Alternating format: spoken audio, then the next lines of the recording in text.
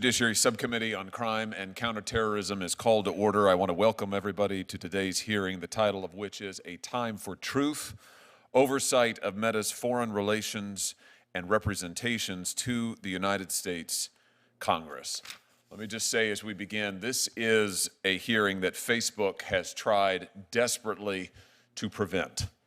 Facebook is one of the most powerful companies in the world.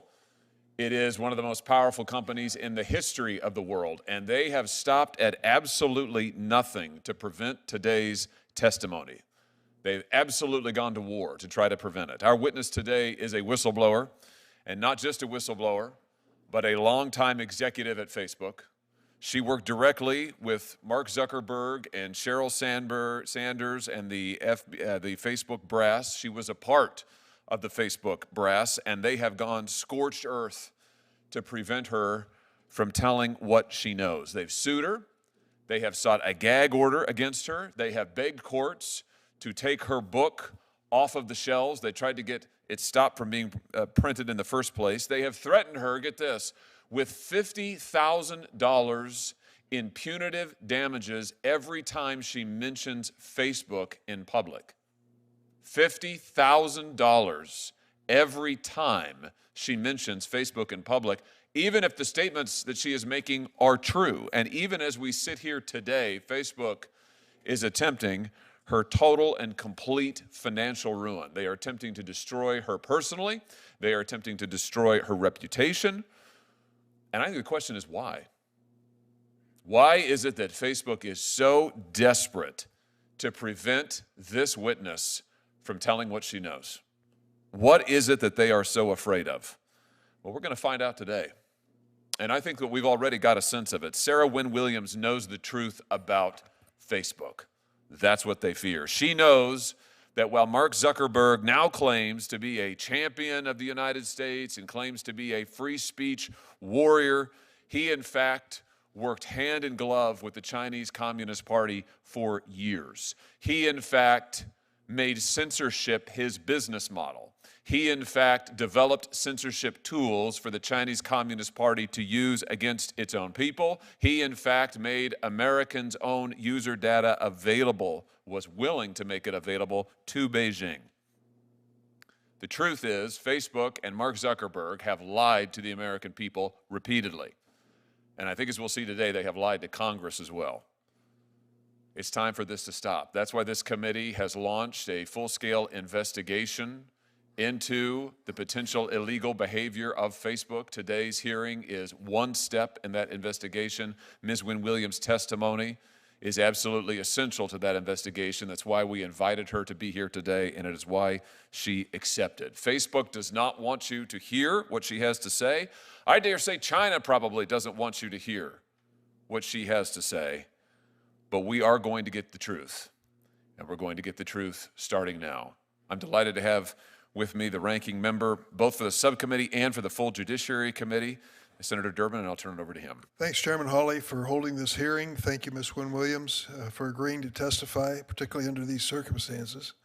You join other whistleblowers, including Francis Haugen and Arturo Bejar, who have bravely come before Congress to detail how Meta, aka Facebook, one of the biggest companies in the world, consistently chooses profits and growth over people and safety.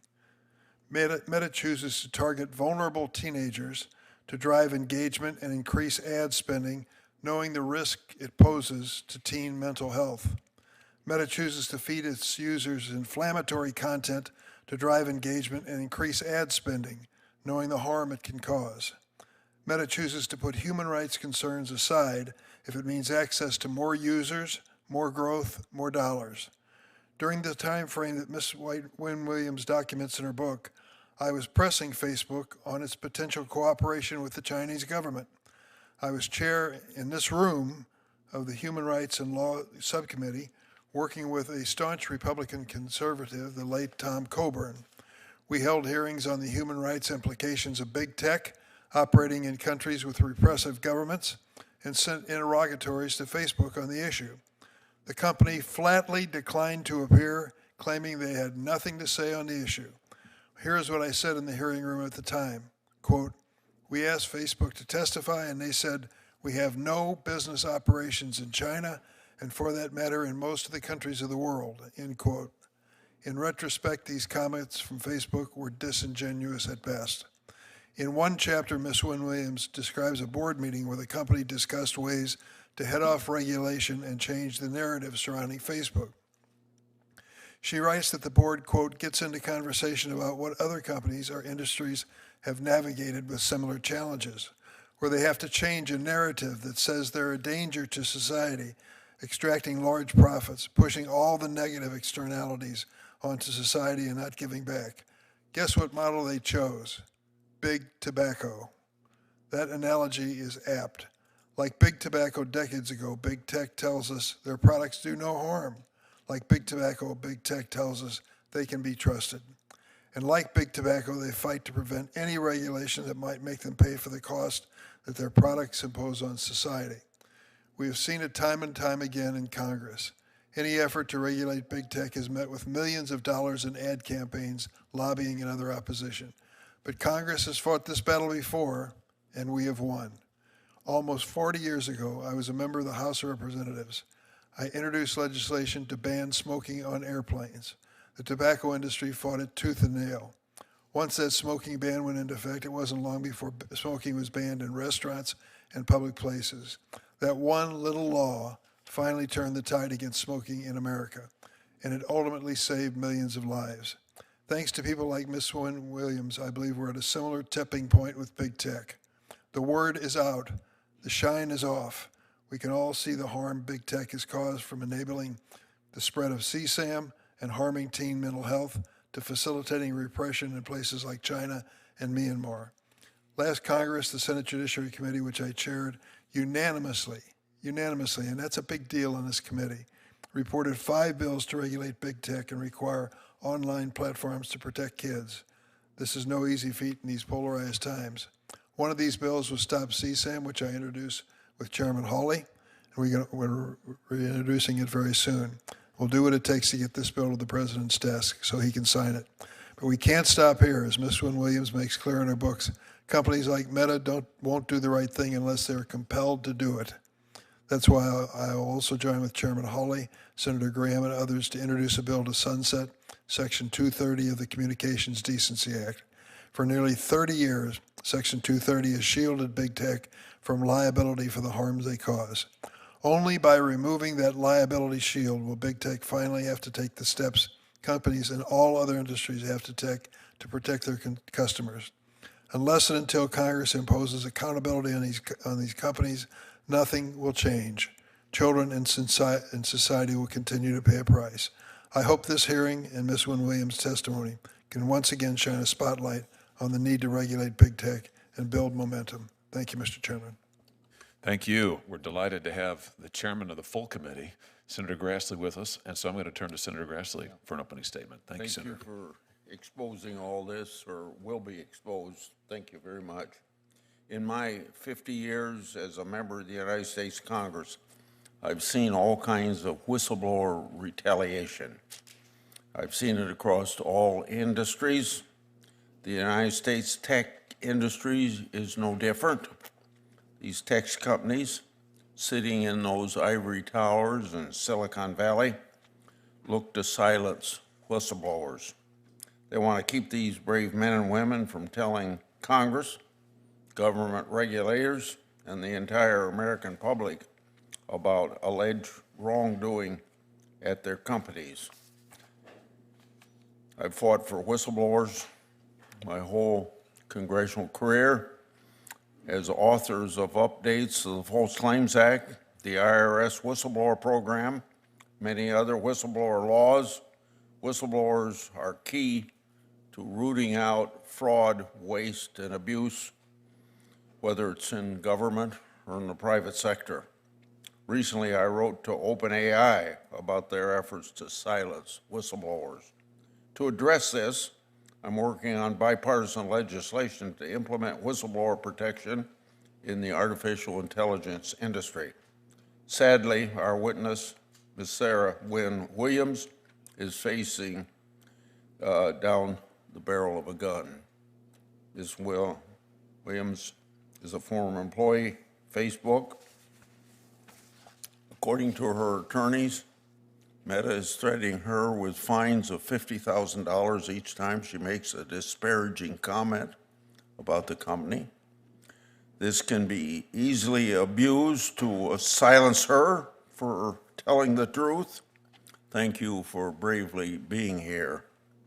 This isn't the first time I've investigated a tech company for exposing America's data and sensitive technology to our adversaries. On September the 13th, 2022, as ranking member of this committee, I, along with Senator Durbin, held a hearing on those very issues. A Twitter whistleblower named Peter Zatko testified at that hearing. He disclosed to this committee that Twitter shared user information to foreign intelligence agencies, including the government of China. His disclosures made public that the FBI notified Twitter of at least one Chinese agent in the company. Now, what's different here now? Well, the Chinese didn't have to infiltrate Facebook. Facebook went to China. Ms. Williams has disclosed very troubling allegations. For example, she told my office that C-suite executives had Facebook rolled out the red carpet for the Chinese Communist government. According to our witness, Facebook executives agreed to provide the communists in China with access to user data and build data storage facilities in China. This would obviously involve America data. Allegedly, Facebook also built censorship tools to block certain content from Chinese users. According to Ms. Williams, Facebook also gave the ruling Communist Party and its People's Liberation Army briefings on artificial intelligence software. These briefings were done with the knowledge that they would assist the Chinese government in advancing its artificial intelligence program. These actions have and can have dire consequences. These disclosures to Congress are exactly how it ought to be done. This whistleblower, in my view, has absolutely done the right thing. Ms. Williams, I often say that whistleblowers are treated like skunks at a picnic. Unfortunately, you've experienced that already. Thank you for your courage and bravery for coming forward to Congress. We'll be conducting a thorough investigation and ask Meta to fully cooperate.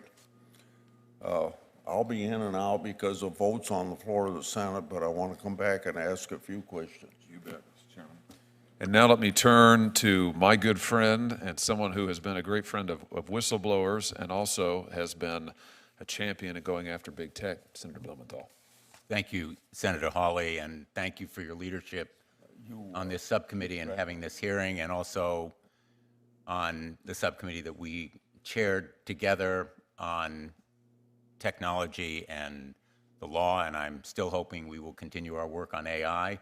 But your experience as a former law enforcement official, as Attorney General of your state, as I was of mine, gives you a solid backing and interest, and I think it reflects the importance of this subcommittee's work, that both the chairman and the ranking member of the full committee are here, and that we have a bipartisan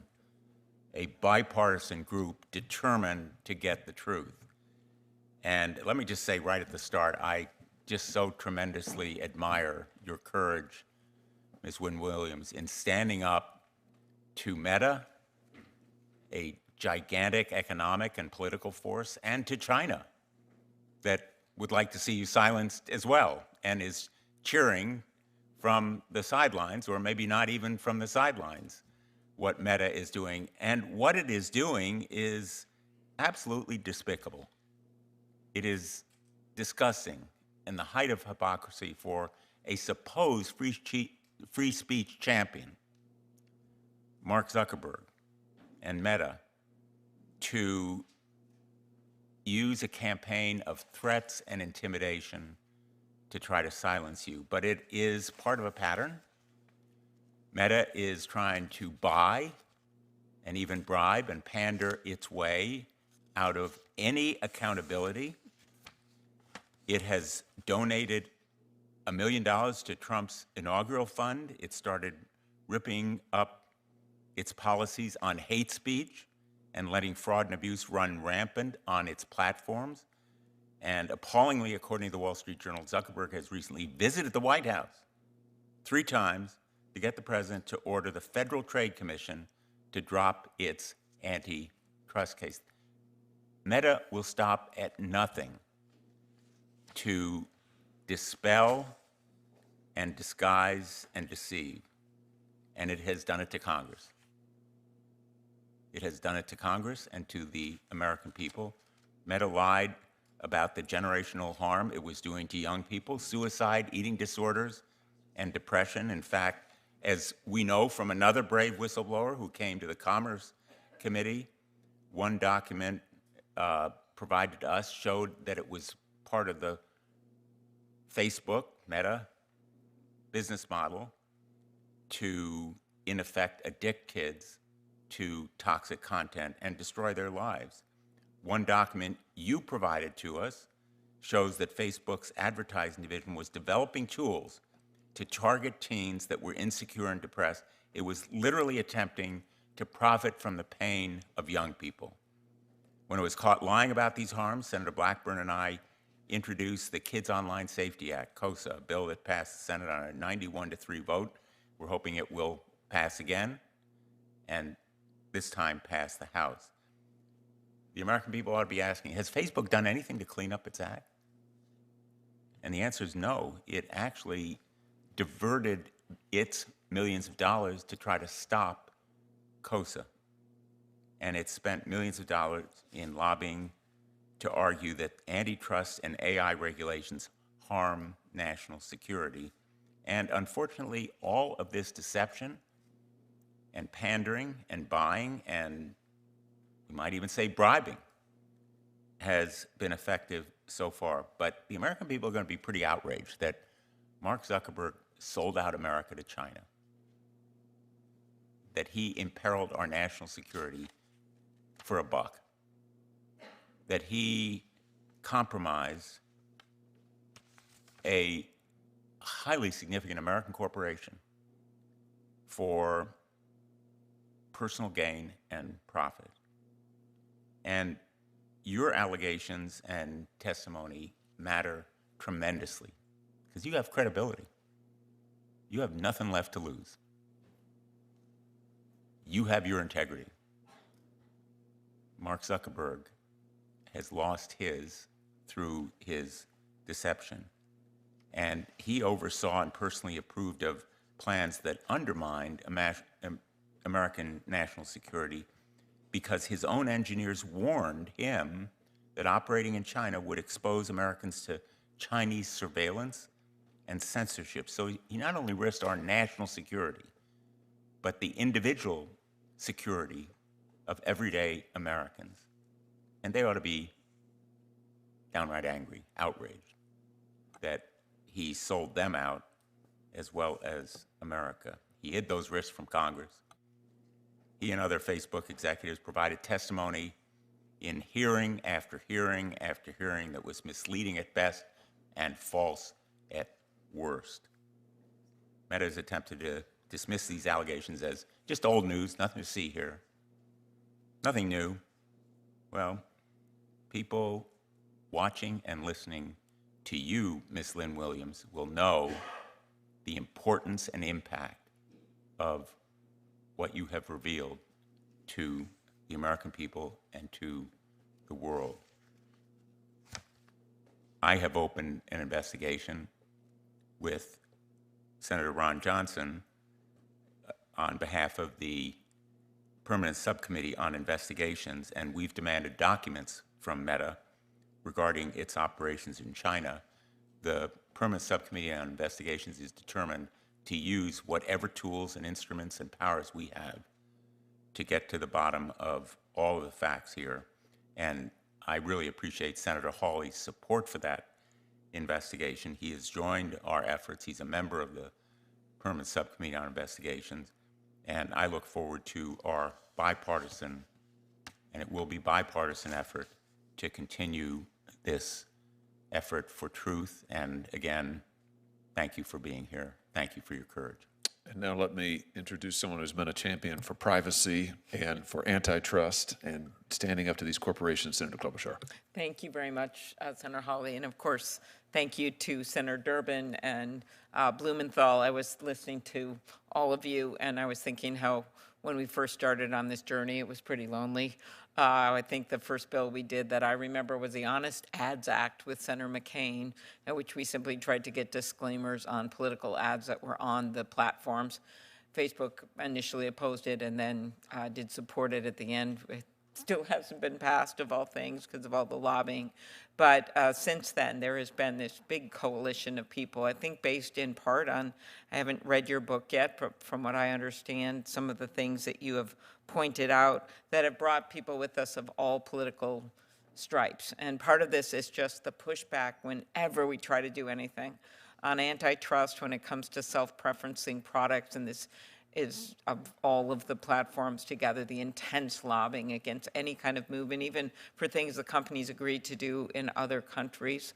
Or when we try to do something as simple as fentanyl, to try to put in place bills to make that be reported when it's being sold on the platforms. Senator Cruz and I lead the Take It Down Act that has gotten support from a number of the platforms, not originally, that I believe is going to pass through the House. It's already passed through the Senate for non-consensual porn, both AI created and actual. But there is so much more to do. And I just keep nearly every hearing saying, you know, if you want this to stop, then why don't you work with us in supporting some of these major, major bills outside of some of the ones that I mentioned. For too long, they have turned a blind eye when kids, as pointed out by the other senators, joined their platforms, used algorithms that would spread harmful content, and of course provided a venue for drug dealers, to the point where the former head of our drug enforcement agency said that the cartels in China and Mexico had basically harnessed, those were her words, harnessed the platforms. We know about the risks of mental illness, addiction, exploitation, even suicide for these kids that have their images. They put it out looking for a girlfriend or boyfriend, and they're so mortified and they're so young that we've had over 20 suicides in 1 year, according to the former FBI director. As you observed in your book, it really didn't have to be this way. They could have chosen to do it all differently and fix so much of what's been destructive, but they didn't, so we must. Thank you. Now let me introduce our witness. Sarah Wynne Williams is the former Director of Global Public Policy at Facebook. She's a former New Zealand diplomat and international lawyer who first joined Facebook after pitching her own job. After leaving the company, she's continued to work on tech policy, including artificial intelligence. Now, all of that you can learn from reading the back of her book, but there's more to it than that. She worked at Facebook from 2011 through 2017. She witnessed Facebook's rise from a niche tech company to a global superpower capable of bullying nation states. And she wasn't just some mid-level functionary. She worked closely with Mark Zuckerberg and Sheryl Sandberg. She arranged their meetings with world leaders across the globe. She heard their plans for China. She's no ordinary whistleblower, and she comes to tell us not merely about what has happened, but also what is coming. Now, it is our practice, Ms. Wynne Williams, and the Judiciary Committee and its subcommittees to swear in our witnesses before they testify. So if you would, let me invite you to rise, raise your right hand, and we'll get started. Do you swear that the testimony you're about to give is the truth, the whole truth, and nothing but the truth, so help you God? Thank you very much. We'd love to hear your opening statement. Take as long as you need. Chairman Hawley, Ranking Member Durbin, and distinguished members of the committee, thank you for the opportunity to speak with you today. My name is Sarah Wynne Williams, and I served as the Director of Global Public Policy at Facebook, now Meta, for nearly 7 years, starting in 2011. Throughout those 7 years, I saw Meta executives repeatedly undermine US national security and betray American values. They did these things in secret to win favor with Beijing and build an $18 billion business in China. We are engaged in a high-stakes AI arms race against China. And during my time at Meta, company executives lied about what they were doing with the Chinese Communist Party to employees, shareholders, Congress, and the American public. I sit before this committee today to set the record straight about these illegal and dangerous activities. Meta's dishonesty started with the betrayal of core American values. Mark Zuckerberg pledged himself a free speech champion, yet I witnessed Meta work hand in glove with the Chinese Communist Party to construct and test custom-built censorship tools that silenced and censored their critics. When Beijing demanded that Facebook delete the account of a prominent Chinese dissident living on American soil, they did it, and then lied to Congress when asked about the incident in a Senate hearing.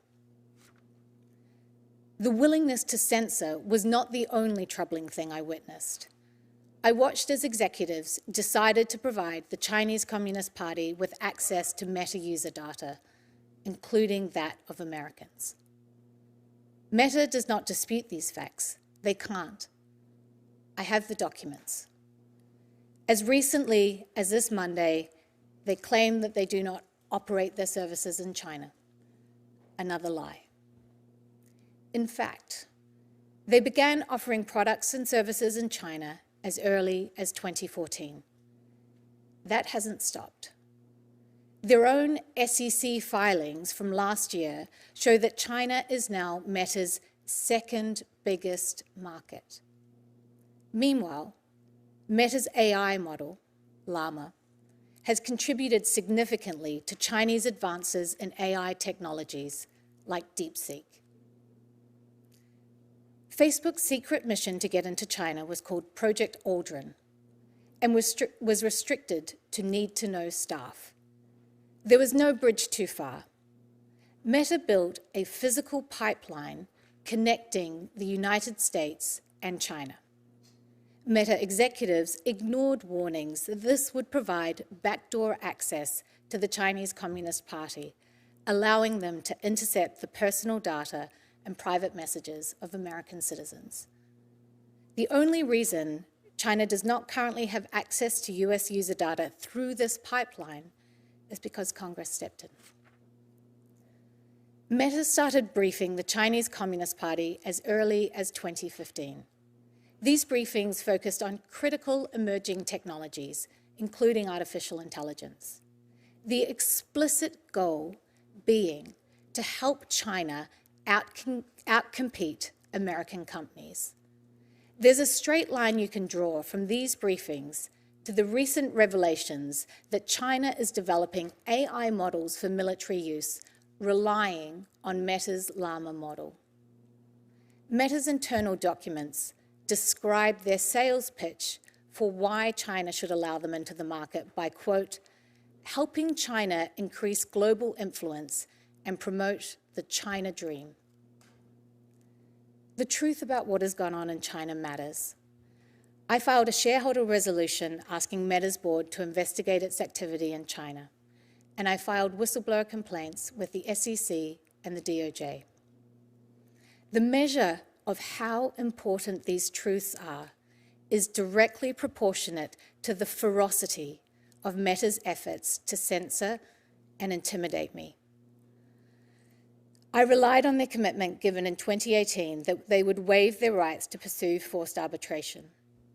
Despite that public commitment, they've brought a case against me for hundreds of millions of dollars. Now, they have a legal gag order that silences me, even as Meta and their proxies spread lies about me. This order is so expansive that it prohibits me from speaking with members of Congress. The gag order was sought by a company whose CEO claims to be a champion of free speech. The American people deserve to know the truth. Meta has been willing to compromise its values, sacrifice the security of its users, and undermine American interests to build its China business. It's been happening for years, covered up by lies, and continues to this day. I am here at considerable personal risk because you have the power and the authority to hold them accountable. Thank you. Thank you, Ms. Wynne-Williams. We're going to have 8-minute rounds of questioning, and I will start. Let me just start with something that you referenced, Ms. Wynne-Williams, a moment ago. Facebook Meta issued a statement again last night saying that they don't do business in China. Now, is that true? Facebook Meta is not doing business in China? Is that accurate? That is not accurate, Chairman Hawley. Facebook has a $18.3 billion business in China. And to give just one example, in 2014, it launched Oculus in China with a strategy of playing dumb.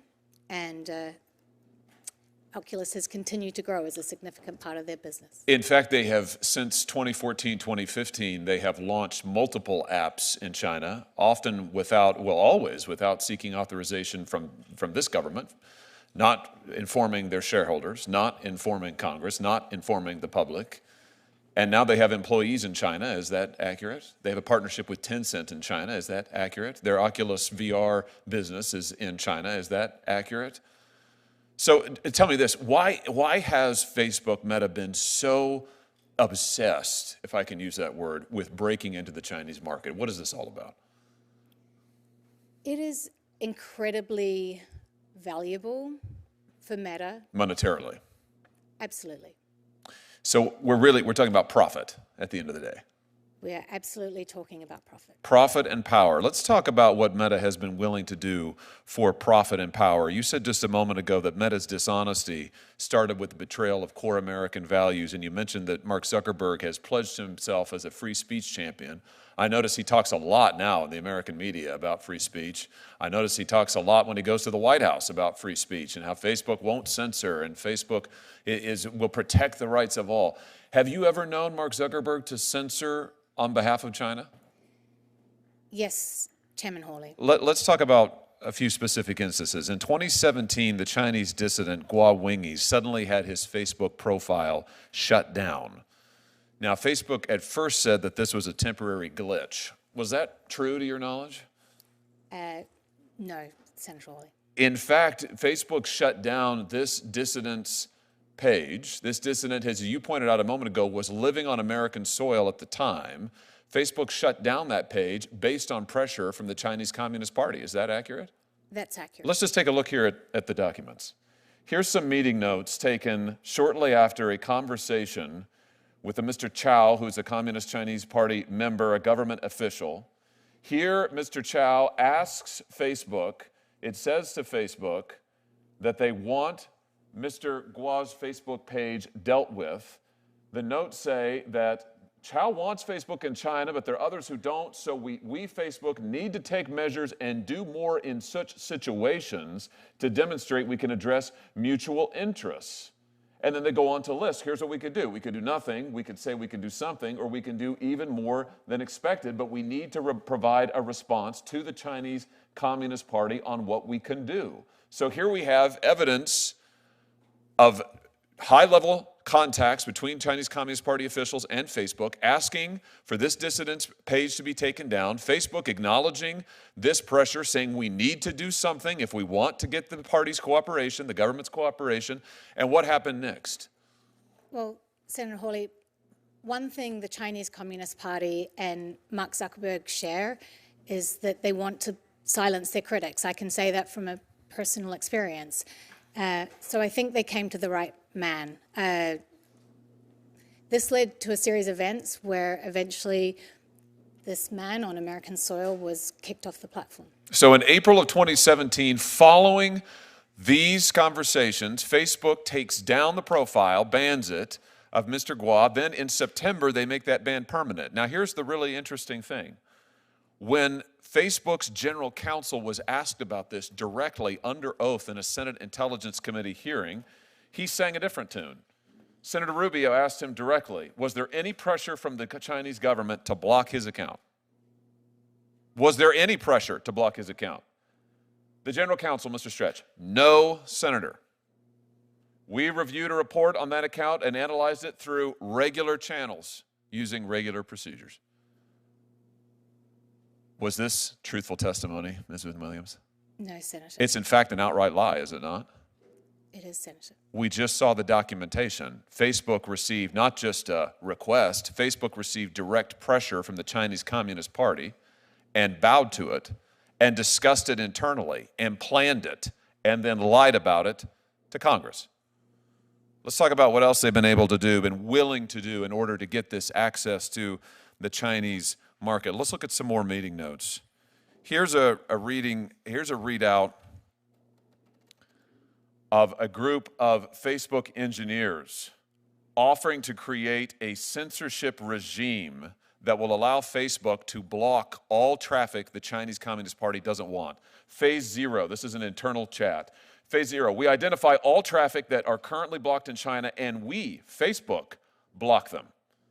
This is a test for us to see whether we can actually identify all traffic from China. And then the chat continues, yes, good way to build trust. And another conversant says, great stuff, guys, let's do it. What do they, give us some context here, Ms. Williams. What are they talking about doing here? When they say block all content that China wants, we, Facebook, do it for them. What are they talking about? They're talking about activating their censorship tools on behalf of the Chinese Communist Party. So Facebook creates censorship tools that will allow them to assume the burden, if you like, of censorship, where they will do all of the censoring that the Chinese government was doing. Facebook would do it on their behalf. Is that right? That's my understanding, sir. And here you have Facebook employees celebrating it. Good way to build trust. They mean build trust with the Communist Chinese Party, right? Correct, Senator. And great stuff, guys, let's do it. Meaning they greenlit this and went forward to see if they could make it happen. Is that accurate? That's my understanding, Senator. All of this, let's be clear, for a murderous regime in China, the most barbaric, most evil regime on the face of the planet, and our free speech champion, Mark Zuckerberg, is here with his team of engineers actively working to make Facebook censor on their behalf. Let me ask you this. What about user data, Ms. Williams? Facebook has said publicly many times, we would never compromise user data. It's a red line in the sand. We'd never do that. Never, never, never. Was Facebook ever willing to share user data with the Chinese Communist Party? Yes, Senator. In fact, they had a plan for that, didn't they? Here's some more documents, internal documents. Update, I spoke with the China team yesterday. They flagged a potential complication arising from our negotiations with the Chinese government. I emphasize this is a Facebook document now. These are Facebook executives. In exchange for the ability to do operations in China, Facebook will agree to grant the Chinese government access to Chinese user data. There it is in black and white. Facebook will agree to grant the Chinese government access to Chinese user data, including Hong Kongese user data. And then they talk about they're going to have to get their Hong Kong citizens to re-agree to terms of service so they can slide this right by them. This is extraordinary. Can I just ask you, Ms. Williams, was Americans' user data ever compromised? Or they ever plan to compromise American user data in any way, do you know? One of the challenges with the servicing a market as big as China was the internet infrastructure that would underpin that. So I mentioned the cable that they joined between the US and China, and that would be very helpful. But in servicing this market, but it would still mean that the service would be slow. So they contemplated using POP servers, and POP servers as a technical data server that brings the data closer to the end user. The challenge with POP servers is that you can't segregate data. It would have American data, it would have Chinese user data, and it would be on Chinese soil. So I want to just be clear about this. Here in this document, Facebook is talking about making Chinese user data available to the Chinese government because they're going to store that data in China. Is that correct? Correct. But when you store that data in China, Americans who exchange messages or other information with Chinese Facebook users, that would mean the Chinese government could get access to the American data as well. Is that correct? Through the POP servers, potentially, yes. And Facebook was willing to take that risk? Yes, there was a lot of discussion about this, and ultimately, yes. I mean, this is extraordinary. This is exactly contrary to what Facebook has represented for years. Here, they're willing to build data centers, store data in China. They are willing explicitly to give the Chinese government access to it. And if that means that American user data is also compromised, they're willing to do that too. All for profits in China. There was virtually nothing they weren't willing to do. Chairman Grassley? And I'm only sitting over here because of your chart. I take very seriously adversaries having access to critical technology such as artificial intelligence, and I noted in my opening statement you made allegations about Meta's efforts to help China's government in that field. In your opening statement, you said that Meta's goal was to help China outcompete American companies. Can you explain why they would want to do this, and is there any documentation on that point? Thank you, Senator. They saw, I guess, part of the value proposition that they could provide the Chinese Communist Party was their expertise in helping Chinese officials. So they explicitly, and I would be happy to provide you with the documentation, called out U.S. firms. They said, we can help you, China, not have to rely on firms like Cisco or IBM, because we can help you with the technical expertise. So they were offering on, things like how to build more efficient data centers, or how to ensure that engineers could better understand technology like photo tagging. Okay, and then, and by the way, that documentation would be appreciated. What was Meta's ultimate goal when they briefed Chinese government on artificial intelligence technology, and what information and technology did they provide? So I think it links to this value proposition. Meta has some of the best minds of a generation. They've employed the smartest graduates working on cutting-edge technologies like artificial intelligence. So who better, if you're the Chinese Communist Party, to teach you about these technologies than Meta? In terms of understanding the extent of this, I think this is a really great area for your investigation. Now that Facebook has changed its name to Meta, is Meta currently providing the Chinese government with access to artificial intelligence technology? So it's been well reported that Chinese researchers have used the Llama model both for AI weapons and also that Llama is part of what powers DeepSeek. Please describe for the committee how Meta planned to share data from American citizens with the Chinese government, and for example, did Meta have any agreements with the Communist Chinese government to provide them with the data, and if so, do they still have those agreements, as far as you can tell that you've been gone from the company? So part of the challenge, as I mentioned, was building like the internet infrastructure to support their China ambitions, and it was through that internet infrastructure that they would gain access to potentially American citizens' data. I think, again, this is another very good area to investigate and get further information directly from the company. Who at Meta facilitated these conversations, and what officials in the Chinese government did Meta staff meet with? So there were many meetings between the Chinese Communist Party and Meta. So right from the top, Mark Zuckerberg met with Lu Wei. The most There were lots of visits back and forth between Beijing and Menlo Park. There were lots of meetings with senior Politburo, senior CCP members, and I'd be happy to provide more documentation on this to the committee. Okay.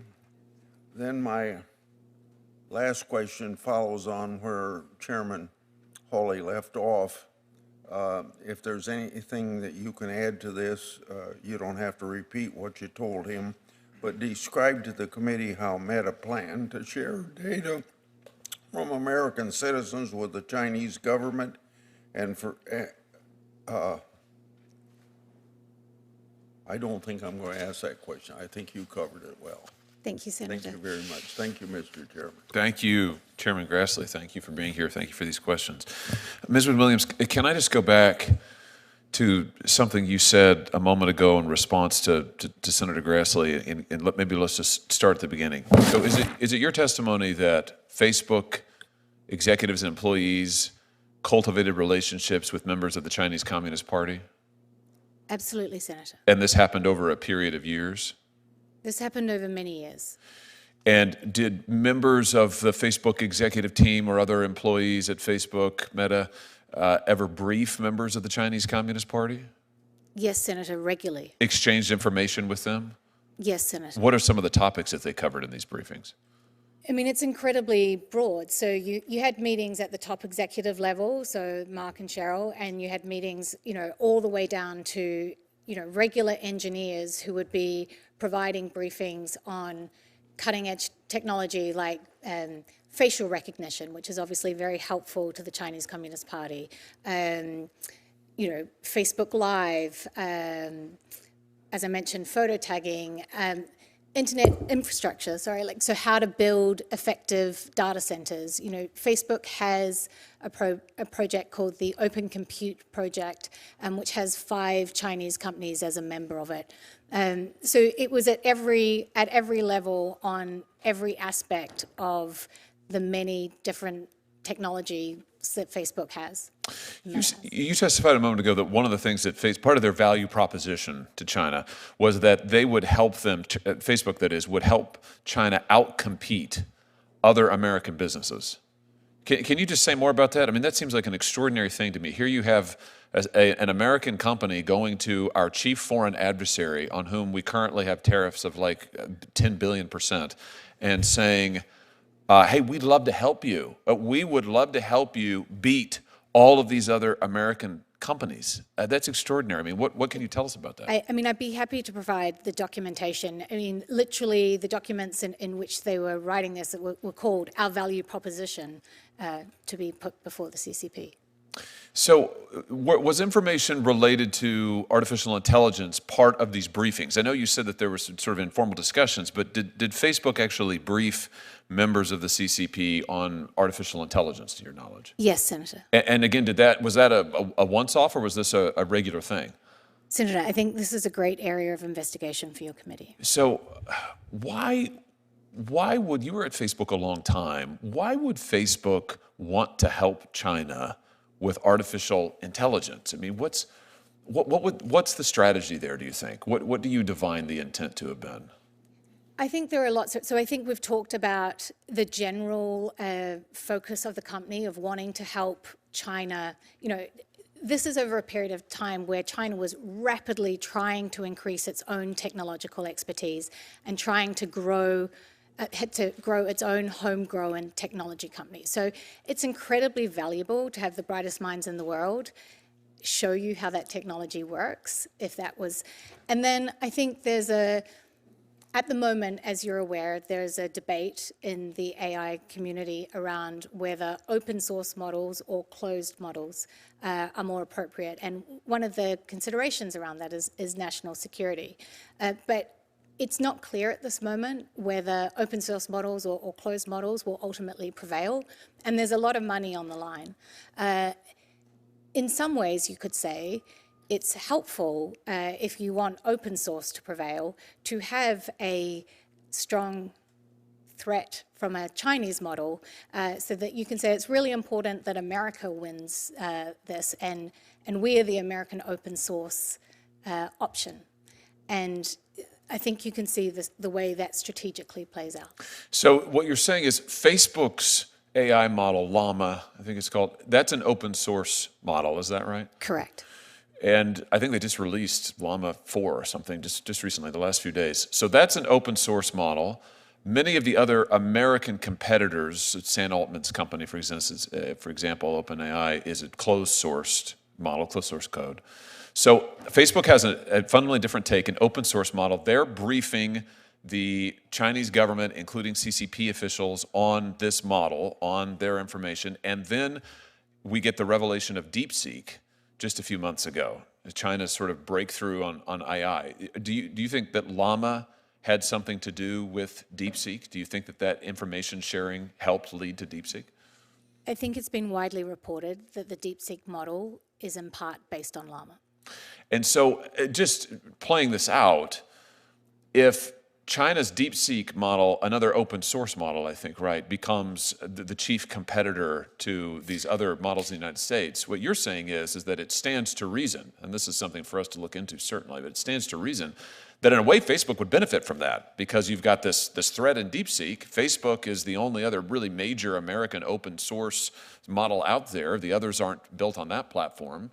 So, Facebook's, their profile is raised, the significance of their model is raised, and maybe they become more important than ever. I mean, does that stand to reason? I think it's a winner-takes-all situation, and I think that would set up Meta in a very strong position. And as usual with Mark Zuckerberg and Meta, they intend to win and take all. Senator Blumenthal, if you're ready, I'll turn it over to you. Thanks very much, Mr. Chairman. In order to operate in China, the Communist Party requires American companies to register with authorities and host servers inside the country. And I think it's pretty well known that Chinese law requires that security services are allowed access to any data hosted within the country. Did any of Facebook's security team or its engineers raise concerns to management about Americans' private information being exposed to Chinese spying? Yes, Senator, they did. And how did they do that? They documented their concern in a number of ways. They noted that this would happen, that the Chinese would get access to the data, and they also noted their concern in other discussions and other documentation, saying, my red line as a security engineer is to not be comfortable with this, but my red line is not Mark Zuckerberg's red line. Maybe you can explain what you mean by that. The engineer was saying that they were not comfortable with the way the China project was structured that would allow the Chinese Communist Party to potentially access American citizens' data. But in saying that, they noted that, that's a red line for me as a security engineer. That's not Mark Zuckerberg's red line. Did you sense he had any red line? I did not. If he did, you don't know what it was? I don't. If you have more information related to these spying risks, would you be willing to share it with the committee? I would, Senator. And Mark Zuckerberg was knowledgeable about the planning, and do you know whether he was knowledgeable about the risks as well? My understanding is that the risk is the hardest part of the plan, so it's unthinkable that he was not aware of the risk. Nothing happened here without his approval and knowledge. This was a project unlike any other project I worked on during my time at Meta, in that it was so centrally led by Mark Zuckerberg, and he was so personally invested in this project. He learnt Mandarin. He traveled to China more than any other country. He had weekly Mandarin sessions with employees. It's hard to overstate how different this project was to any other project I experienced in my many years at the company. So there would be no credibility to his denying that he knew about the risks, he knew about the concerns raised by his engineers and his China team, and he was intimately involved in not only the planning and the engineering, but also in taking those risks. Senator, he was traveling to Beijing. In the documents submitted to the subcommittee, Facebook appears to have been willing to provide the data of users in Hong Kong to the Chinese government at a time when pro-democracy protesters were opposing Beijing's crackdown. Is that impression correct? And how did Facebook treat Taiwan or Hong Kong? So that impression is correct. One of the more surprising things is that as part of the censorship tool that was developed, there were virality counters. So anytime a piece of content got over 10,000 views, that would automatically trigger it being reviewed by what they called the chief editor. And what was particularly surprising is that the virality counters were not just installed, but activated in Hong Kong and also in Taiwan. Let me ask you, I raised in my remarks, and I know that a number of other colleagues did as well, the record of misrepresentation and deceit. One of our former colleagues, Senator Leahy, asked Mark Zuckerberg in 2018 whether Facebook would comply with Chinese censorship and surveillance demand. He even asked if Facebook had built censorship tools to enter the Chinese market, and Zuckerberg responded, I'm quoting, "Because Facebook has been blocked in China since 2009, we are not in a position to know exactly how the government would seek to apply its laws and regulations on content were we permitted to offer our service to Chinese users." Ms. Williams, was that accurate? That is not accurate. You know, hundreds of decisions had been made, and by 2018, they'd been in dialogue directly with the Chinese Communist Party for 4 years. The fact is, by 2018, Facebook built, it even turned on censorship and surveillance tools that it developed for Chinese security officials, correct? It developed, and those Chinese Communist Party officials tested the censorship tool and would give feedback and say, this needs to change, or we need this, or we need confidence that you can capture images and filter images we don't want seen. You know, we talk a lot about 1984. Facebook developed a virility counter tool that directed any posts of over 10,000 views to be reviewed by an Orwellian-named, quote-unquote, chief editor. Is that correct? That's correct. And was the chief editor's geographic reach limited to mainland China, or did they plan to cover other locations? They plan to cover Hong Kong and Taiwan, is my understanding. So their surveillance operation was directed at Taiwan? That's my understanding, Senator. And Hong Kong? That's my understanding. Was the editor-in-chief's or the chief editor's power limited to reviewing viral posts? Oh, no, it's extensive power. The chief editor would be able to turn off the entire service in specific regions, for example, Xinjiang, or would also be able to turn off or manage the service on significant anniversaries like the anniversary of Tiananmen Square. So the chief editor, a creation of Facebook, was an Orwellian censor that applied to locations outside mainland China, to Taiwan and Hong Kong, to people not within the legal jurisdiction of China, but also obviously the Chinese themselves. And it was designed and implemented by Meta and Mark Zuckerberg. Correct, Senator. Even though its very existence was denied before this committee in 2018. That's correct, Senator. Silicon Valley companies are famous, as you know, for their moonshot programs, such as Google X. In recent years, Mark Zuckerberg spent billions of dollars on the metaverse and AI. He even named or renamed the company as part of a pivot to focus on that technology.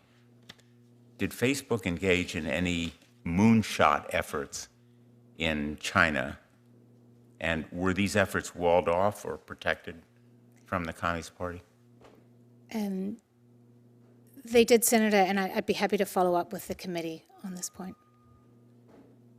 You'd prefer to follow up privately? Yeah.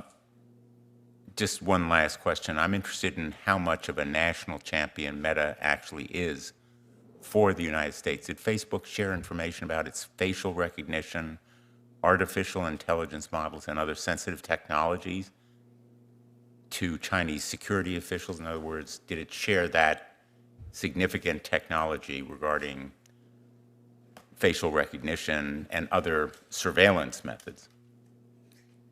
Look, the greatest trick Mark Zuckerberg ever pulled was wrapping the American flag around himself and calling himself a patriot and saying he didn't offer services in China while he spent the last decade building an $18 billion business there. And he wrapped the flag around himself even as he disclosed sensitive technologies that enabled the Chinese to gain the upper hand on surveilling its citizens, but also the upper hand in engaging with us. And he continues to wrap the flag around himself as we move into the next era of artificial intelligence. Thank you, Mr. Chairman. Thank you, Senator. Senator Blackburn. Thank you, Mr. Chairman. I am delighted that we are having this hearing today. I thank you for this. And Ms. Wynne Williams, I want to thank you for stepping forward and for speaking. Senator Blumenthal and I last year brought forward the Kids Online Safety Act, and this is a piece of legislation we have worked on for years. It came through the Senate on a 91-3 vote.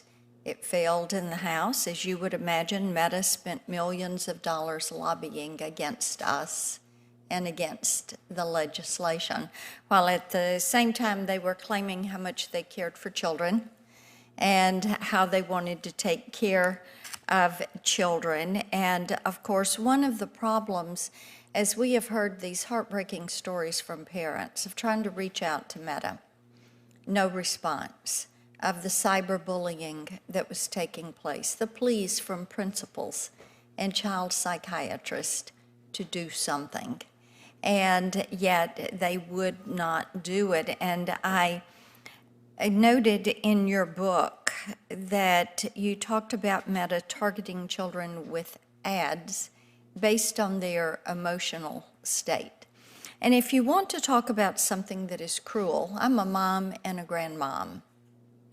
And to kick a kid when they're down, that in essence is what it is kicking them while they're down. That is completely disgusting. And I find it so interesting that Mark Zuckerberg has said he's turned over a new leaf. My response to that was, leaves change color with the seasons of the year. And I am curious as to whether this is a season for him or if it is something that is truly going to be making a difference. And I think he should explain to us. He's been before this committee before, where he truly is. Now, one of the things we found out from other whistleblowers, and you mentioned in your lie, in your book that Meta's statement denying it engaged in targeting children was a flat-out lie, and the company had refused to audit these activities. We've heard that from other whistleblowers, that they were doing research and they knew what was happening, but they were so given to the dollar and having children as the product that they themselves, children were addicted, but also Facebook and their leadership team had become addicted to the power that they held and to the money that they were making. But talk to me a little bit about your experience with Meta and how they would choose to cover up or deny that they were harming kids. Thank you, Senator. One example is that Facebook was targeting 13 to 17-year-olds. It could identify when they were feeling worthless or helpless or like a failure. And they would take that information and share it with advertisers. One of the things about advertising is advertisers understand that when people don't feel good about themselves, it's often a good time to pitch a product. You know, people are more likely to buy something. And so what the company was doing was letting these advertisers know that these 13 to 17-year-olds were feeling depressed and saying, now's a really good time to serve them an advertisement. Or if a 13-year-old girl would delete a selfie, that's a really good time to try and sell her a beauty product. Or if a 13-year-old girl is... So let me interrupt right there. Sure. If she deleted a selfie, then Facebook was in essence, or Meta, Instagram, they were in essence tracking her activity online. Absolutely. That Okay. was taken as a signal and then shared with advertisers. So they didn't stay given specifically to their app. They traveled in the child's phone. Absolutely, sir. Okay. Excellent. Thank you. Thank you for that. I think it points up some of the harm that is there. One of the things I wanted we've talked about China and their launch of apps, Facebook's apps in China. I wanted to see if you could elaborate on the type data that would be found on Facebook servers located in China and the broader implications of allowing the CCP to have access to that data. Senator, I mean, we've just spoken in your last question about, you know, just one example of the amount of information that this company has.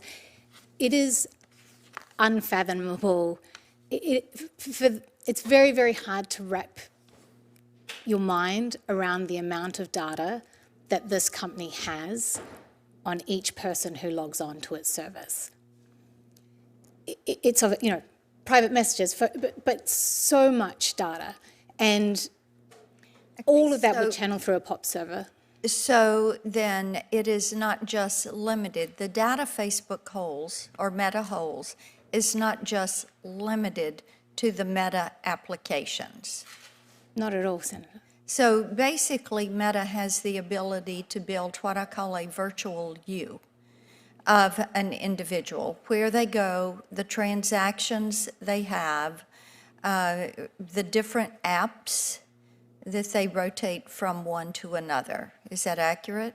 Absolutely, Senator. Okay, thank you. I've got one other question I want to come to you on, and we have heard not only from you, but from others, that Mark Zuckerberg would veto recommendations from his team when it came to improving practices that would protect children or would protect data. And he would do this because he would say it was too costly. And I just find that astounding. In the physical world, we have laws that protect an individual's privacy. We have laws that protect children and protect them from being exposed to certain harms like alcohol, tobacco, sales, meeting predators, pedophiles. So I wanted to know if you had witnessed that he or the other C-suite were actually vetoing recommendations that would have provided consumer protection and protection of children in the virtual space. Yes, Senator, and as a mother of 3 children, that's one of the more difficult aspects to reconcile with this company, that it is not a company that looks after users, particularly those 13 to 17, which they regard as vulnerable yet very valuable. And then how long were you employed at Facebook and when was your last day? I was employed from 2011 and it's slightly complicated, but I finished in the end of 2017. 2017. Okay. Thank you very much. Thank you, Mr. Chairman. Senator Durbin. Thanks for being here. That reference that I opened up with, that you made in your book to a strategy, a message strategy for Meta, and someone suggested tobacco as kind of the guideline that you might want to follow, some dangerous product that was lessened in intensity to the public by misrepresentations. As I mentioned at the outset, I was part of the effort to bring them down. Didn't realize I'd reached a tipping point with smoking on airplanes, but it turned out to be one, and things changed. You make a reference as well in the book that a lot of the executives at Facebook protected their own children from what might have been an exploitation, which you've described here, the algorithm that analyzes your activity on the board and says, well, just deleted a selfie, good time for an ad. Somebody had put that together. So these executives at Facebook protected their own kids from that kind of exploitation, correct? Senator, that was one of the things that shocked me when I moved to Silicon Valley, is that it's a place full of, wooden Montessori toys, and, executives would always speak about how they have screen bans in the house, or, I would say, oh, has your teen used the new product we're about to launch? And they're like, my teenager's not allowed on Facebook. I don't have my teenager on Instagram. Like, these executives, they know the harm that this product does. They don't allow their own teenagers to use the products that Meta develops. I mean, the hypocrisy is at every level. So I wanted to just tell you a follow-up to that story. Eventually, the children of tobacco executives became my greatest fans and supporters.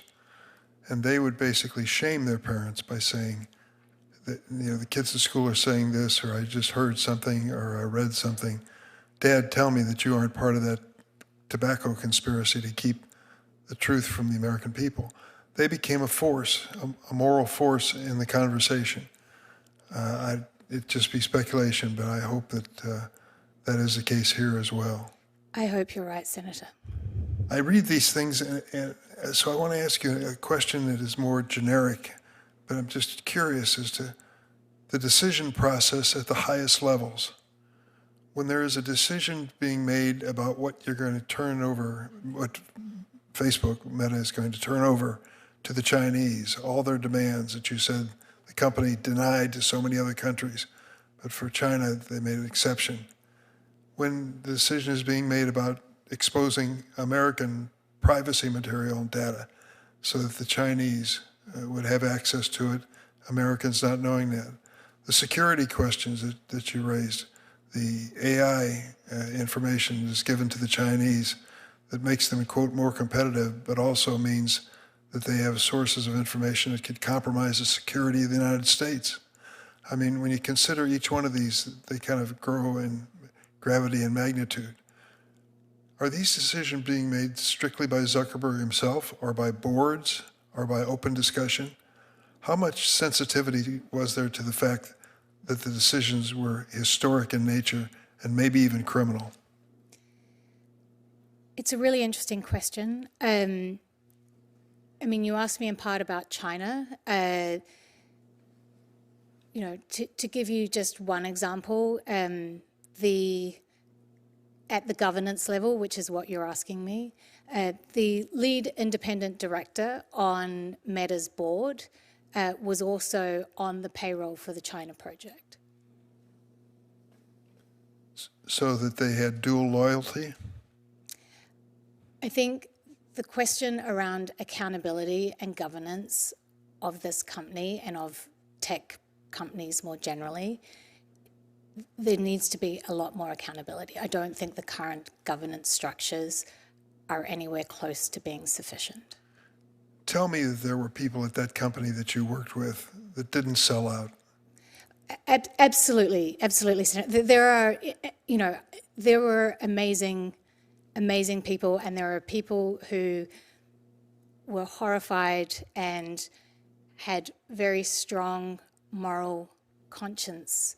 And there are many of these people who've been in touch who, since these revelations have come out, have said, you know, I was in those meetings, I remember this. You know, there were people who spoke up, there were people, I regret to say that many of the people who spoke up are no longer at the company, but there are good people there, and there are people who have moral beliefs, and there certainly were, but that wasn't happening at the top of the company. That wasn't happening at the executive level, and what was striking was the absence of those types of discussions at the top of the company compared to what was happening with your average people who are working at the company.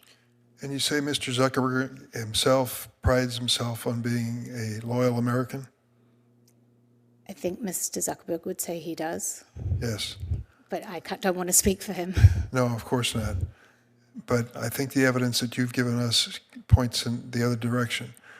Lying to Congress may be in the realm of a mortal sin, depending on your faith conviction, but certainly selling out the security and privacy of the United States is about as low as they go when it comes to big tech.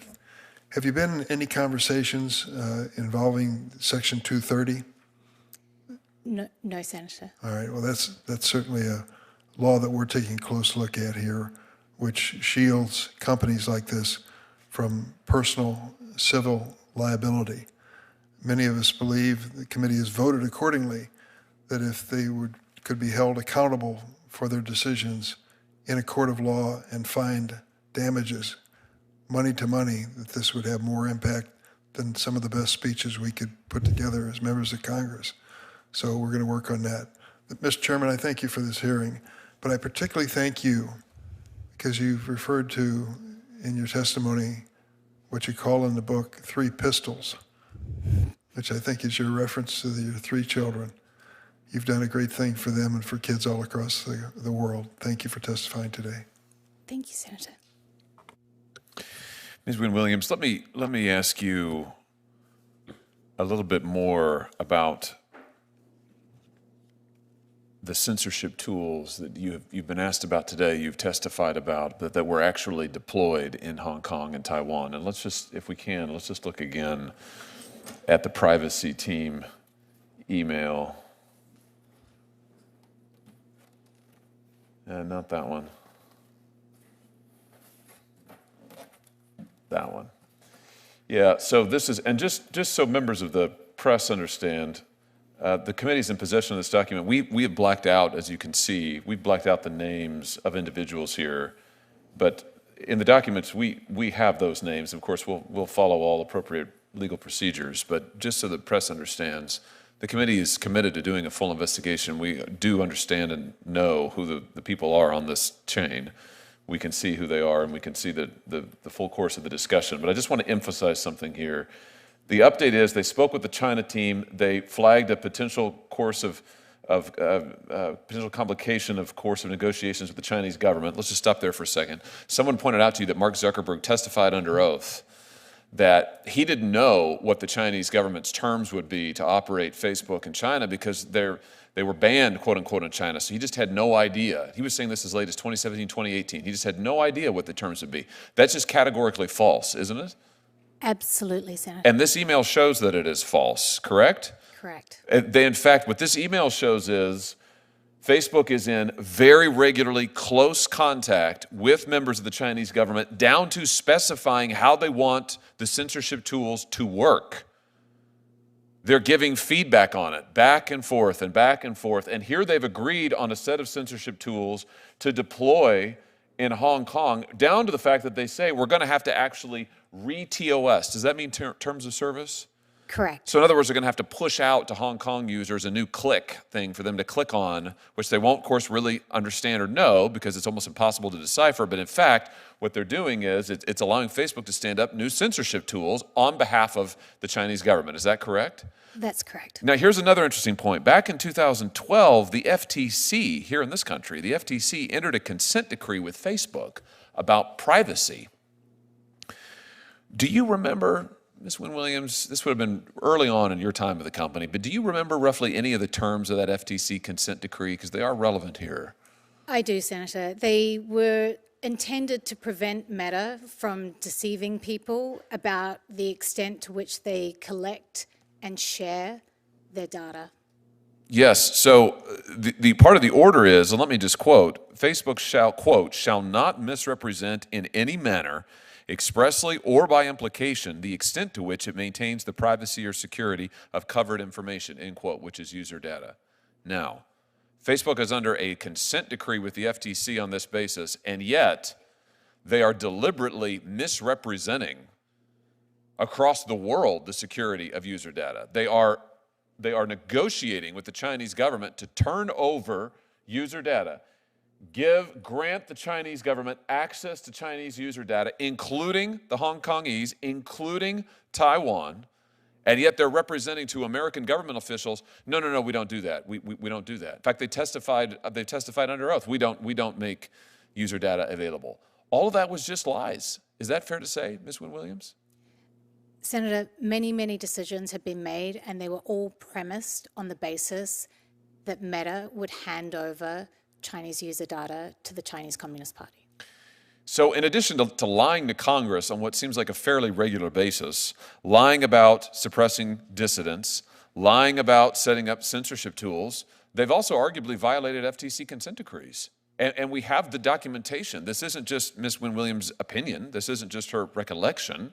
We have the documentation with the Facebook employees, who I might add are high-level, executive-level employees, who are planning this and doing this. It's quite extraordinary. This was a pattern of operations at Facebook over and over and over. We'll come back to that, Ms. Wynne-Williams, but if you're ready, Senator Klobuchar, I'll turn it over to you. Thank you. Thank you very much. And I just, again, appreciate that you have come forward.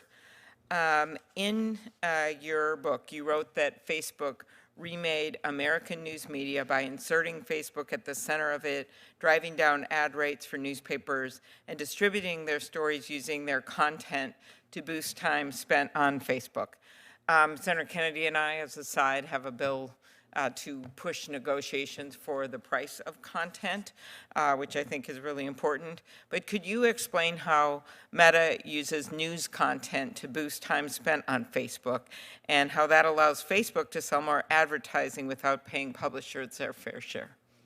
I mean, the key thing that Meta is obsessed with is engagement. It's keeping people's attention on the services that Meta owns for as long as possible, using whatever tools it can. So definitely the work of publishers and the work of many dedicated journalists, and also increasingly they're utilizing AI to keep engagement, often AI based on the work of journalists and authors. Mm-hmm, exactly. And when discussing ways to promote a healthy news market, you quoted Mr. Zuckerberg as saying, quote, you're compromising with the dying industry rather than dominating it, crushing it.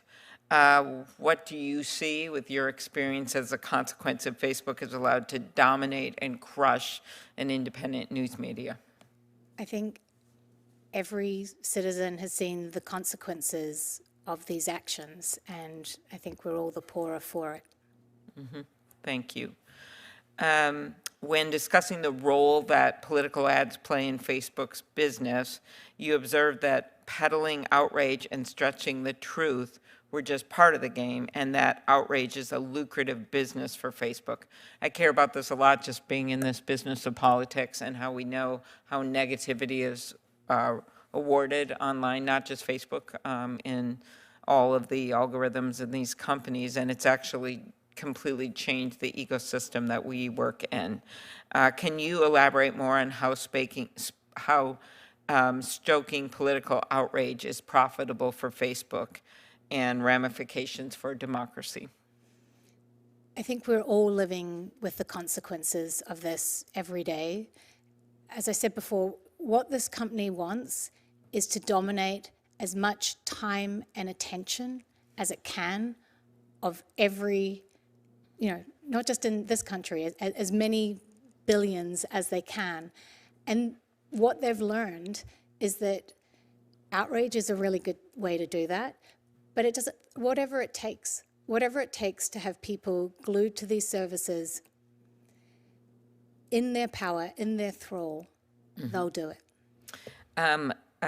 The major focus of this hearing, of course, on China, and I have to say that I found that whole piece of this ironic, because when Senator Grassley and I were trying to pass our bill about the self-preferencing, which was also, of course, got the ire of Google and Amazon, these other companies. You remember that day well when we had the hearing, Senator Hawley, the markup on this bill.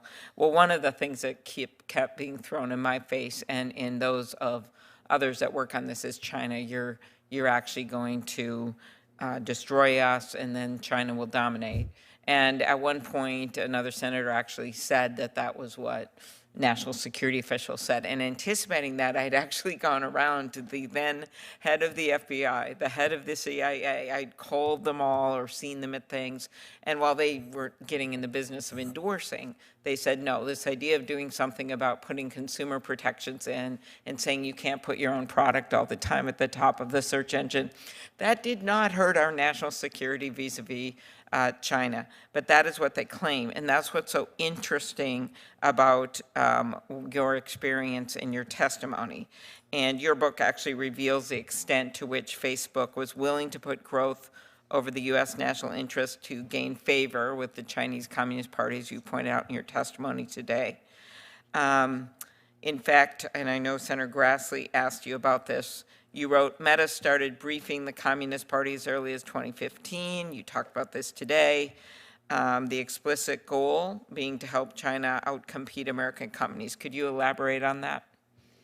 I think to pick up on your point, Senator, Meta is very quick to say, don't do anything that can hurt us because you'll let China win. You'll let China win on AI. You'll let China win and gain the technological advantage.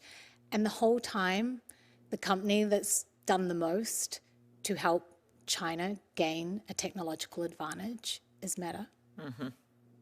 So do you believe Facebook is an honest broker? This is called a softball.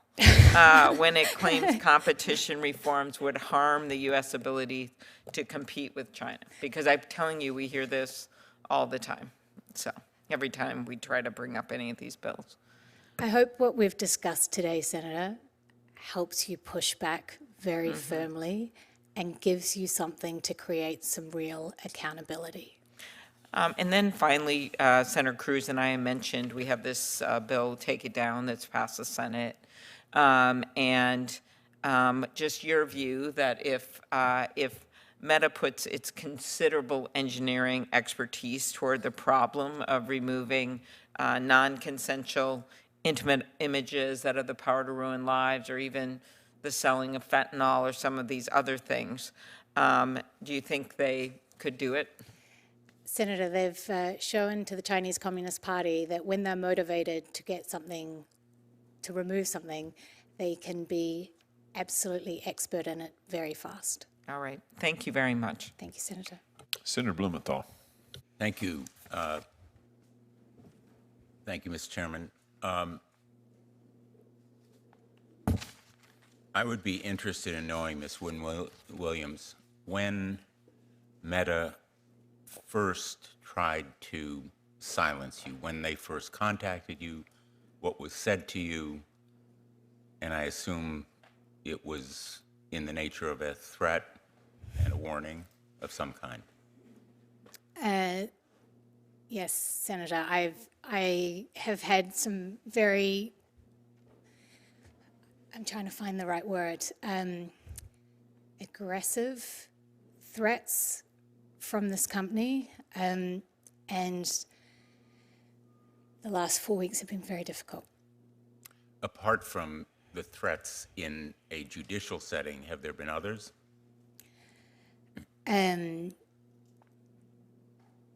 There have been a number of things, Senator, yes, yeah. Would you prefer to tell us about that in private? No, it's okay, I can, sorry, it's hard, but I can talk about it, yeah.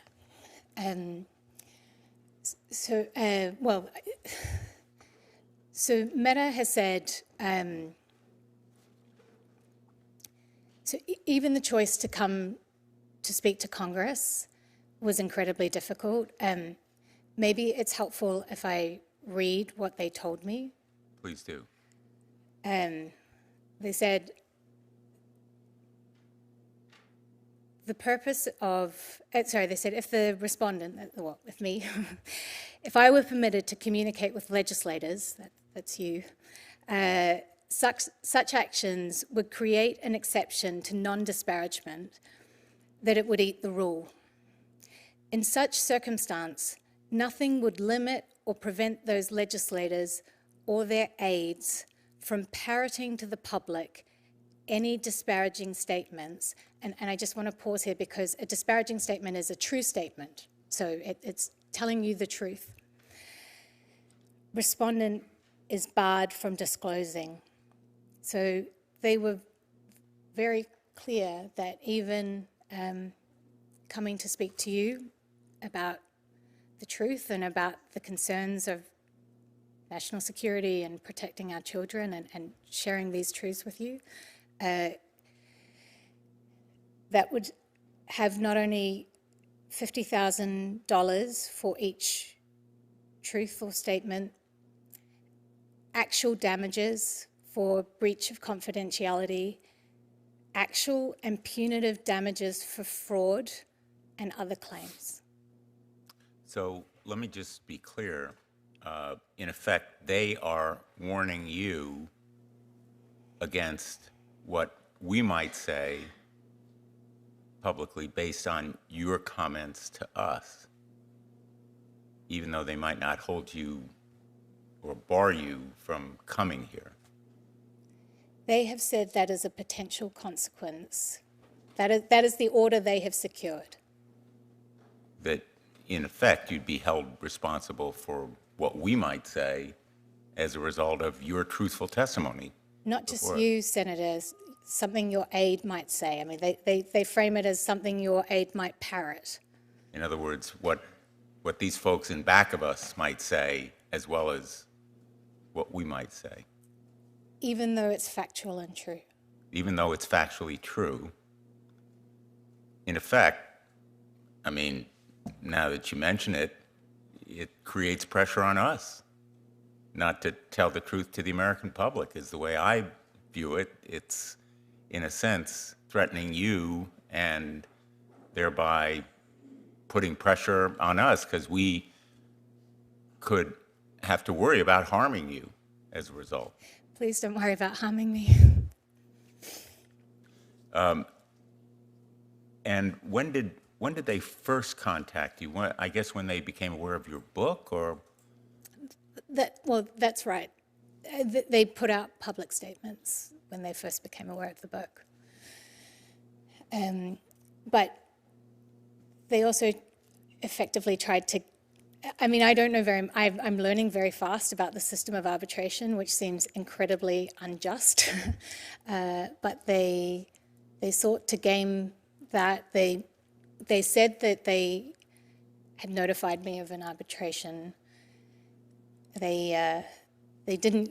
They have my they have my email on file. They have so many ways to contact me. I worked for them for a long time. Most of the senior executive have emailed me, but they chose not to notify me through that email address. So I was They not issued a public statement. So they That's correct. first went public and then contacted you. Well, they didn't contact me, but yes, Senator. And what did they do to start the arbitration process? They started it without me. They secured the order without me. Without any representation? That's correct, because I was not aware of it. They'd sent it to an email address from 2007. And my understanding is that you were regularly communicating with Meta, but they still used a defunct email address to serve the notice of the emergency arbitration. You were provided no notice of the proceeding, the appointment of an emergency arbitrator without your legal team knowing or having an opportunity to object, and the initial hearing took place without anybody from your legal team participating. Yeah, I didn't know about it, so I couldn't participate in it. And once they had an emergency gag order in hand, they knew how to reach you, correct?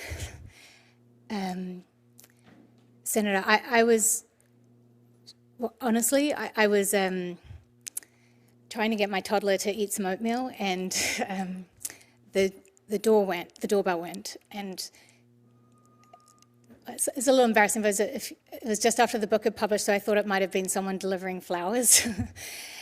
No, it was a gag order. So Meta's flowers were a gag order, and they knew where you were. They had no trouble reaching you with the emergency gag order. They didn't bother letting you know about the arbitration process or anything before they got what they wanted.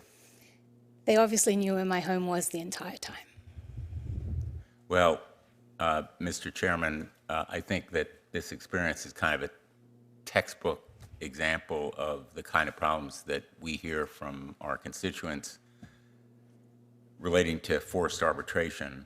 I happen to be the lead sponsor in the Senate of the Forced Arbitration and Justice Repeal Act, known as the FAIR Act, which would end these kinds of abusive clauses that enabled them to do what they did with you, Ms. Wynne-Williams. Just so we're absolutely clear, they're trying to force you to pay them this $50,000 in liquidated damages for each so-called disparaging comment, true comment, which they regard as unfavorable to them, even when you tell the truth about their misconduct, correct? That's correct, Senator. Thank you. Thank you, Mr. Chairman. Thank you, Senator. Before we let you go, Ms. Wynne-Williams, just one other line of questions, if I could, just one other subject. You actually touched on it with Senator Blackburn. She was talking to you about the kind of research that Facebook has done and the kind of advertising that they're willing to sell. And to me, what's so interesting about this is we've seen, frankly, the moral bankruptcy of this company and its leadership when it comes to China. And we've seen them be willing to lie to Congress, lie to the American public. We've got the documents in black and white. We've seen them be willing to give away American user data, but they were also trying to find out a way to make a buck on Americans, teenagers, children in times of distress right here in the United States. And I just want to give you an opportunity to comment on this. Here's an internal Facebook chat where a Facebook policy director asks, is it really accurate that Facebook is doing research into young mothers and their emotional state? Is it your understanding if there's other research related to young mothers? Answer, yes. I looked at one list of research topics and saw one about young mothers and their emotional state. coming down, the person says, I'm wondering about asking my apparently morally bankrupt colleagues if they are aware of any more. This is about Facebook's program to target ads to people when they are in emotional distress. Is that right? Is that what we're seeing here? That's correct, Senator. And that included teenage girls, as you were discussing with Senator Blackburn, those who had maybe recently deleted a selfie, maybe not feeling very good about themselves, and Facebook said, oh, fantastic opportunity. We could sell this to advertisers. It apparently also included young mothers who are in moments of distress. I mean, who knows what that might include? Everything from the spilled oatmeal you were trying to put into your toddler's mouth. I have 3 children, so I understand. Or who knows what, much, much worse things. So Facebook is constantly looking for opportunities to sell to advertisers, to make a buck, even on their own users, and they're doing it by tracking their users all over the place, tracking their emotional state. I mean, have I got that accurate? You've got that accurate, and beyond that, it's things like things that often do concern teen girls, like body confidence. You know, that's something else that they use to target, you know, weight loss or other things on you know, children really, 13 to 17-year-olds. So, to your knowledge, did Facebook, after this email exchange, you know, where another user says, I think it's a slippery slope here, and then there's the admission, there is a level of behavioral targeting. I mean, just to be clear, I want everybody to see this. There is a level of behavioral targeting. I mean, these are Facebook executives. Again, this is a policy director in this chat acknowledging that this is what Facebook is doing. Did it stop? Did Facebook stop doing this? Not to my knowledge, Senator. Yeah, in fact, we know they didn't because other whistleblowers came forward to show that at Instagram, owned by Facebook, there was explicit targeting that goes on. There was explicit knowledge that the Instagram product was causing, in some cases, severe emotional distress, particularly to young girls. Facebook kept right on doing it anyway. Is that just because it made them a bunch of money? Senator, you know, as a mother of 3 children, it's very hard to say this, but yes, you know, one of the discussions I had with one of the business leaders was like, we just don't need to do this. Like, as a company, you know, Meta's now $1 trillion company. It is not short of money. It doesn't need to do this.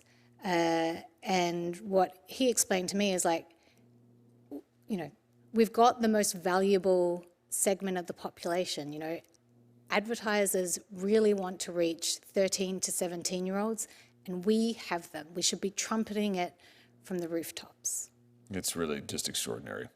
I think what we've seen here is the evidence that you presented, the evidence that we have in black and white is a company and leadership that is willing to do anything, work with America's chief competitor, work with our chief adversary, sell out other American businesses, sell out American user data, lie to Congress, lie to the public, anything in order to amass more power and make a buck. Can I just ask you, you know Mark Zuckerberg very well. You spent a lot of time with him.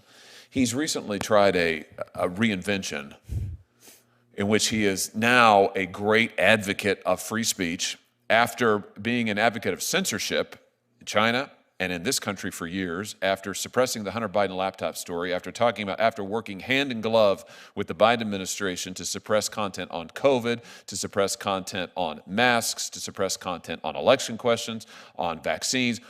All of that, now that's all wiped away. Now he's on Joe Rogan and says that he is Mr. Free Speech, he is Mr. MAGA, he's a whole new man, and his company they're a whole new company. Do you buy this latest reinvention of Mark Zuckerberg? Senator, there are 2 things. If he is such a fan of freedom of speech, why is he trying to silence me? And the other thing is that this is a man who wears many different costumes. When I was there, he, you know, wanted the president of China to name his first child. He was learning Mandarin. That was, you know, he was censoring to his heart's content. Now his new costume is MMA fighting or whatever, you know, free speech. We don't know what the next costume's going to be, but it'll be something different. It's whatever gets him closest to power. If he were here, is there anything you'd like to say to him? Senator, I have a lot of questions for Mark Zuckerberg, but he has proven time and time again that you cannot believe his answers. He's lied to members of Congress, he's lied to his employees, and he's lied to Americans. And that's why I'm asking this committee to hold him accountable. Well, we're going to do that. And I just have to say, I don't trust his latest reinvention at all. He sat where you have sat in front of this committee multiple times in my short time in the Senate. Every time it's a different answer. Every time it's a different facade. But every time, the one consistent through line is every time it's something misleading. Every time it's something other than the truth. Every time it's about Mark Zuckerberg, not the American people. It's about Mark Zuckerberg, not what's good for this country, not what's good for his users, not what is the truth. And I, for one, am very tired of it. So I have a message to Mark Zuckerberg as well, which is that it's time for you to tell the truth. You should come to this committee and take an oath and sit where Ms. Wynne Williams is sitting now and answer this evidence. Stop trying to silence her, stop trying to gag her, stop trying to hide behind your lawyers and millions of dollars in legal fees you're trying to impose on her. Stop threatening other whistleblowers. Come to this committee, take the oath, sit there, let us question you, and give the American people the truth. We will be waiting for you. Senator, anything further? Well said, Mr. Chairman. I associate myself with your remarks, and what I would say to him is stop silencing Ms. Wynne Williams, for starters. And I go along with you that he ought to come here and tell the truth. I just want to clarify that the statement on speaking to Congress was from the arbitrator. Is that right? The arbitrator that Meta saw. The arbitrator that Meta obtained, and the gag order is still in effect. That's right, Senator. This may be the last time I'm allowed to speak. Well, it's not going to be the last time you're allowed to speak if we have anything to do with it.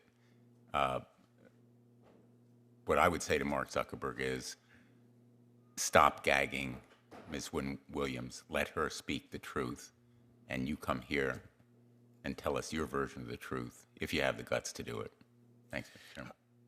I can promise you, Ms. Wynne Williams, that this will not be the end. This is just the beginning. We are going to get the truth, and you have done a great service to the American people by telling the truth here today. Thank you for being willing to do it. With that, this committee is adjourned.